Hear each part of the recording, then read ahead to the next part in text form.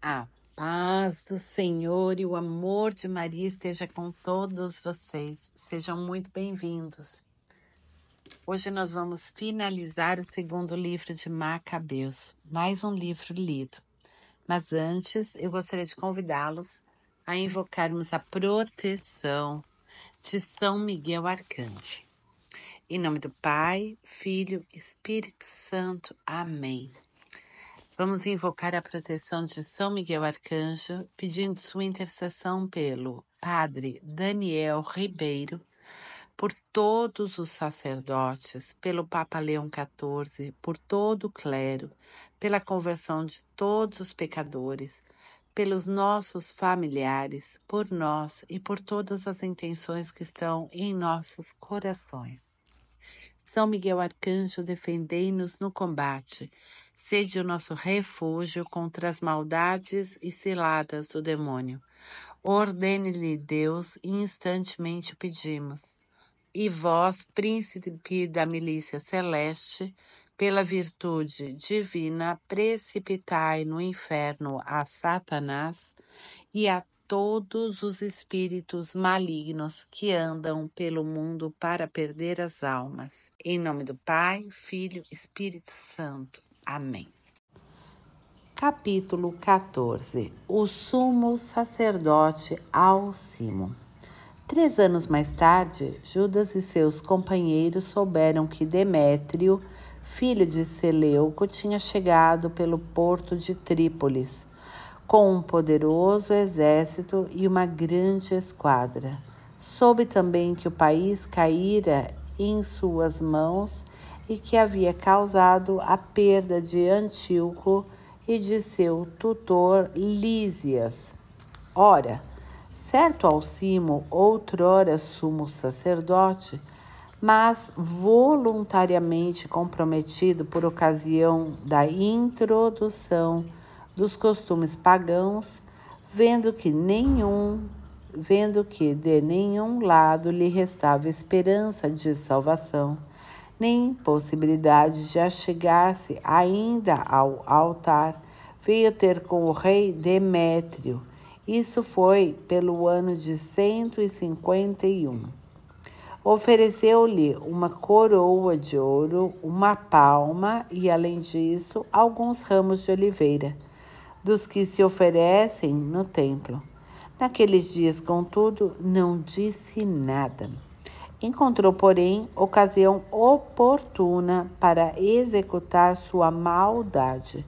Quando foi chamado ao conselho por Demétrio e interrogado sobre as disposições e os intentos dos judeus, respondeu ele: aqueles judeus que se chamam assideus, em cuja frente se encontra Judas Macabeu, fomentam a guerra e as sedições e impedem que o reino goze de paz.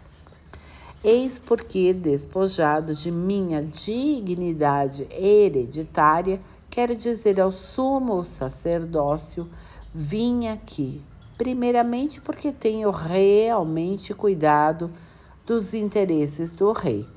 Depois, em consideração aos meus compatriotas, porque a irreflexão dos que citem mergulha de toda a raça num grande mal. Reconhecido isso, o rei, pela sua benevolência, que testemunhas a todos, toma as medidas necessárias para a salvação de nosso país e de nossa raça ameaçada. Porque enquanto Judas estiver vivo, é impossível que haja paz. Mal acabara ele de falar, os demais amigos do rei, hostis à causa de Judas, puseram-se a incitar Demétrio. Este designou imediatamente Nicanor, ex-comandante do corpo de elefantes, e promoveu-o a general da Judeia, ordenando-lhe que partisse a fim de matar Judas. dispersar suas tropas e restabelecer Alcimo como sacerdote do grande templo. Aquele que na Judeia tinha fugido de Judas, colocando-se ao lado dos gentios sobre a chefia de Nicanor, como se os infortúnios e males dos judeus lhes devessem redundar em outros tantos êxitos. Expedição de Nicanor. Os judeus, ao ouvirem falar da expedição de Nicanor e do ataque dos gentios, cobriram a cabeça do pó e imploraram aquele que estabelecera seu povo para sempre e que continuamente, de modo visível, defendia sua herança. Por ordem do chefe, partiu logo o exército e encontrou o inimigo perto da aldeia de Dessal.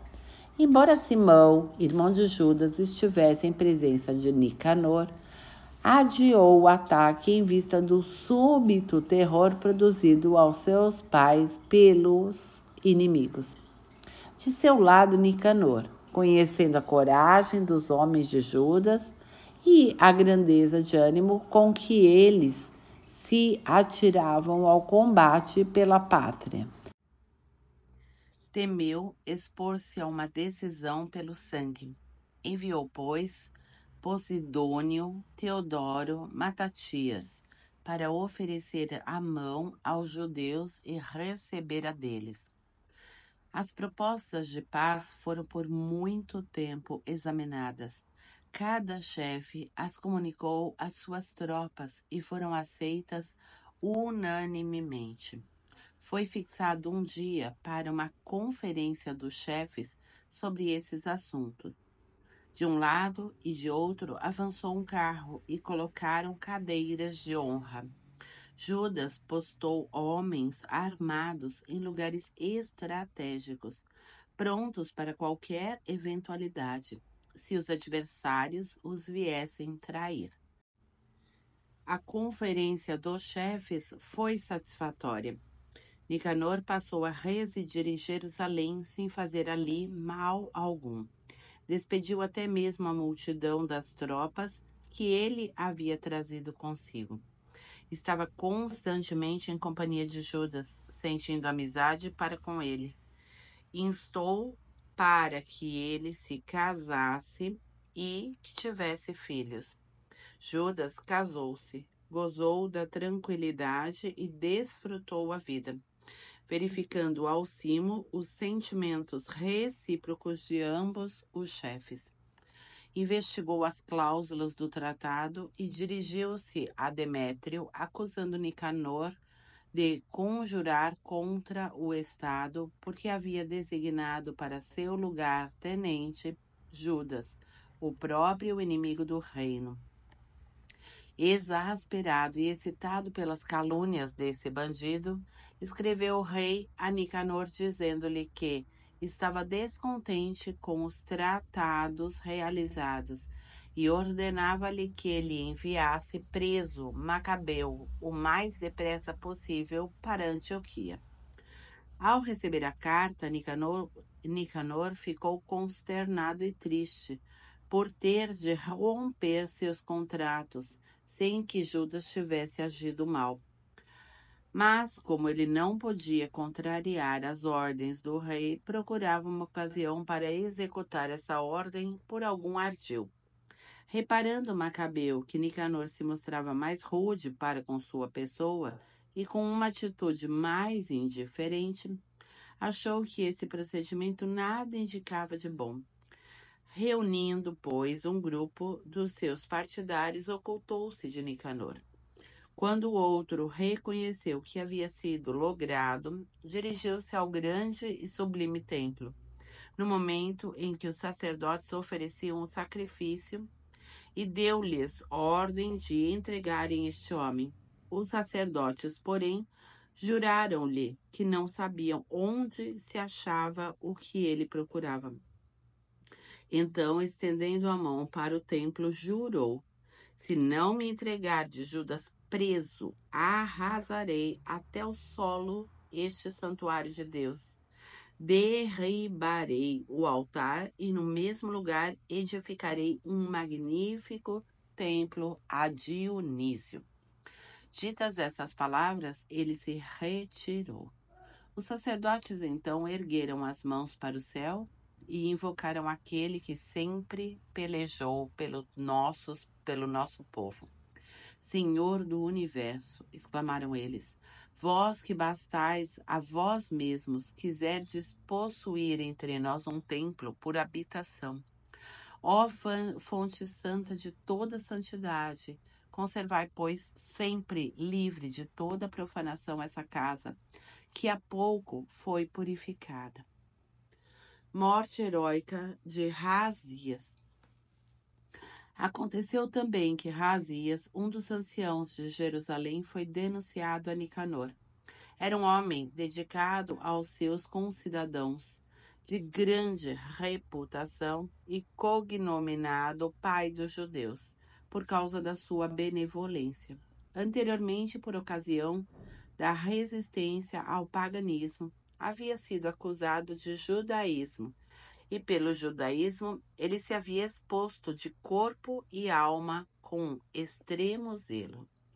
Nicanor, que pretendia dar uma prova de sua hostilidade para com os judeus, enviou mais de 500 homens para apoderar-se dele, supondo que, prendendo-o, causaria aos judeus um golpe penoso.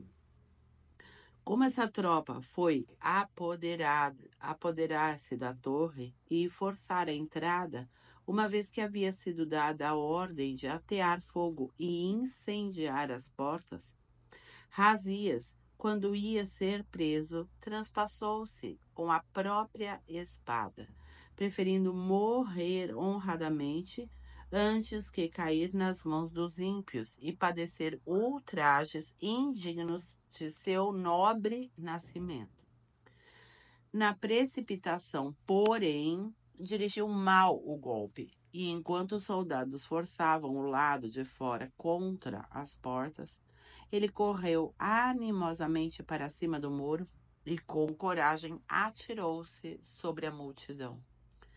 As pessoas afastaram-se com rapidez e Razias tombou no espaço deixado vazio. Todavia, ainda respirando, cheio de ardor, ergueu-se, e embora o sangue lhe jorrasse como uma fonte de suas horríveis feridas, atravessou a multidão numa carreira, em seguida de pé sobre uma rocha escarpada, e já inteiramente exangue, arrancou com as próprias mãos as entranhas que saíam e lançou-as sobre os inimigos. Foi assim seu fim, pedindo ao Senhor da vida e do Espírito que lhos restituísse um dia. Capítulo 15. Derrota e morte de Nicanor.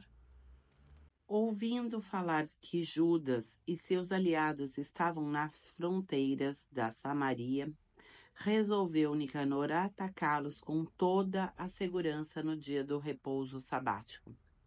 Os judeus, obrigados por ele a segui-lo, disseram-lhe: não faças um massacre tão selvagem e tão bárbaro, mas respeita por teu lado o dia escolhido e especialmente santificado por aquele que tudo vê. Mas esse tríplice celerado perguntou se existia no céu um soberano que houvesse prescrito observar o dia de sábado.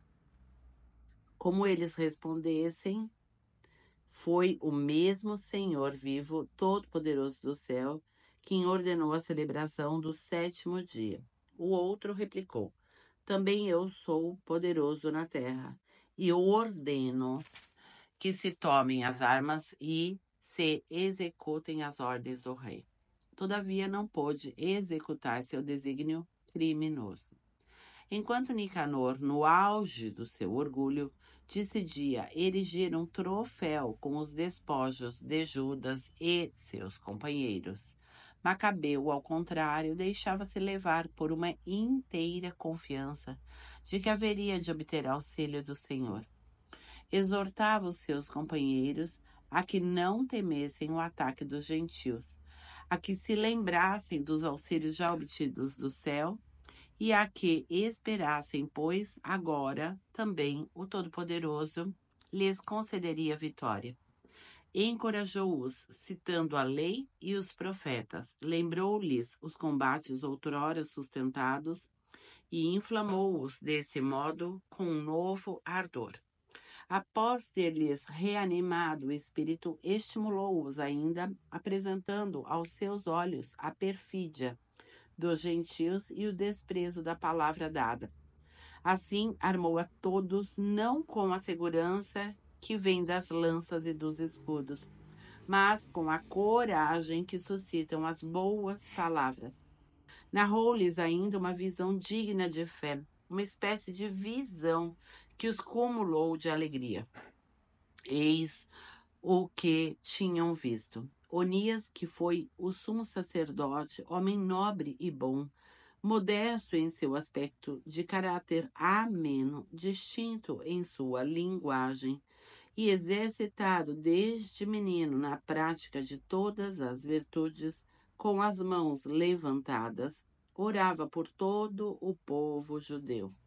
Em seguida apareceu do mesmo modo um homem, com os cabelos todos brancos e aparência muito venerável e nimbado por uma admirável e magnífica majestade. Então, tomando a palavra, disse-lhe Onias: Eis o amigo de seus irmãos, aquele que reza muito pelo povo e pela cidade santa. Jeremias, o profeta de Deus, e Jeremias, estendendo a mão, entregou a Judas uma espada de ouro, dizendo essas palavras ao entregá-la: Toma essa santa espada que Deus te concede e com a qual esmagarás os inimigos.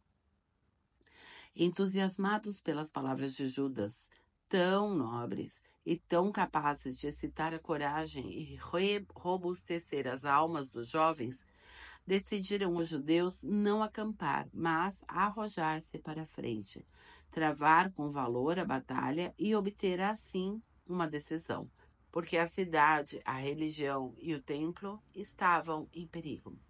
Não lhes causavam tanta preocupação as mulheres, as crianças, seus irmãos e seus parentes. A primeira e principal inquietação que tinham era a purificação do templo. Não era menor a angústia dos que tinham ficado na cidade, ansiosos pela luta que ia ser travada fora da planície. Todos já aguardavam a batalha decisiva prestes a se iniciar. Os inimigos também já se tinham reunido para o combate. Os elefantes estavam postados no lugar conveniente à cavalaria, disposta nas alas. Macabeu, à vista dessa multidão imensa, do aparato de armas tão diversas e do aspecto temível dos elefantes, ele estendeu as mãos para o céu e invocou o Senhor que opera prodígios. Sabia muito bem que não é o poderio das armas que obtém a vitória, senão que Deus a decide, outorgando-a aos que ele julga dignos dela. Eis como foi sua oração.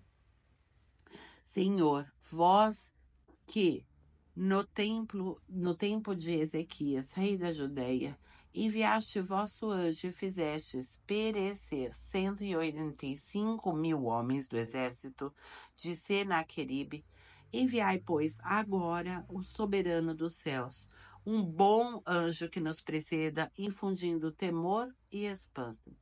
Que vosso braço se estenda e extermine aqueles que, blasfemando, vieram atacar vosso povo santo. E com essas palavras concluiu sua prece. De um lado, as tropas de Nicanor avançavam ao som das trombetas e dos hinos guerreiros. Do outro lado, os de Judas travavam a batalha entre invocações e orações. Enquanto pelejavam com as mãos, oravam ao Senhor no coração E assim derribavam por terra nada menos que 35.000 homens, e alegravam-se por verem Deus manifestar-se desse modo. Concluída a batalha, dispersaram-se felizes. Quando reconheceram Nicanor prostrado com a sua armadura, então, entre gritos e alvoroço, louvaram o Senhor na língua paterna. Aquele que se consagra de corpo e alma a serviço de seus concidadãos e conservara para com seus compatriotas o amor de sua juventude, ordenou que degolassem a cabeça de Nicanor, como também a mão e o braço, e os levassem a Jerusalém. Chegado à cidade, convocou seus compatriotas, dispôs os sacerdotes diante do altar e mandou aproximarem-se também os que se achavam na fortaleza. Apresentou-lhes a cabeça do impuro, Nicanor, e a mão que esse maldito havia insolentemente estendido contra a morada do Todo-Poderoso. Depois mandou cortar a língua do ímpio para lançá-la em pedaços aos pássaros, e mandou suspender diante do templo o braço decepado, como castigo de sua insensatez. E todos puseram-se a louvar nestes termos: o Senhor que se tinha manifestado, bendito seja aquele que preservou sua morada de toda a impureza. O dia de Nicanor. Judas suspendeu do mesmo modo a cabeça de Nicanor na parte exterior da fortaleza, como sinal palpável e evidente da proteção do Senhor. De comum acordo foi estabelecido que, doravante, não se deixaria passar esse dia sem festejá-lo e que seria celebrada no dia 13 do 12º mês, chamado Adar em língua siríaca, a vigília do dia de Mardoqueu. Epílogo. Assim se desenrolaram os acontecimentos relativos a Nicanor, e já que, a partir dessa época, Jerusalém permaneceu em poder dos hebreus, finalizarei aqui minha narração. Se ela está felizmente concebida e ordenada, era esse o meu desejo. Se ela está imperfeita e medíocre, é porque não pude fazer melhor. Assim como é nocivo beber somente o vinho ou somente a água, mas agradável e verdadeiramente proveitoso beber a água e o vinho misturados. Assim também, a disposição agradável do relato é o que causa prazer aos ouvidos do leitor. E aqui termino. Então, nós aqui também terminamos a leitura do segundo livro de Macabeus. Terminamos por hoje, pessoal. E agora eu vou passar para vocês a jaculatória com indulgência, para que vocês possam colocar nos comentários. A oração do Santo Anjo. Santo anjo do Senhor, meu zeloso guardador, se a ti me confiou a piedade divina, sempre me rege, guarde, governe e ilumine. Amém. Essa oração do Santo Anjo nos concede indulgência parcial. Vou repetir. Santo anjo do Senhor, meu zeloso guardador, se a ti me confiou a piedade divina, sempre me rege, guarde, governe e ilumine. Amém. Última vez. Santo anjo do Senhor, meu zeloso guardador, se a ti me confiou a piedade divina, sempre me rege, guarde, governe, ilumine. Amém. Por hoje é só e até amanhã, se Deus quiser.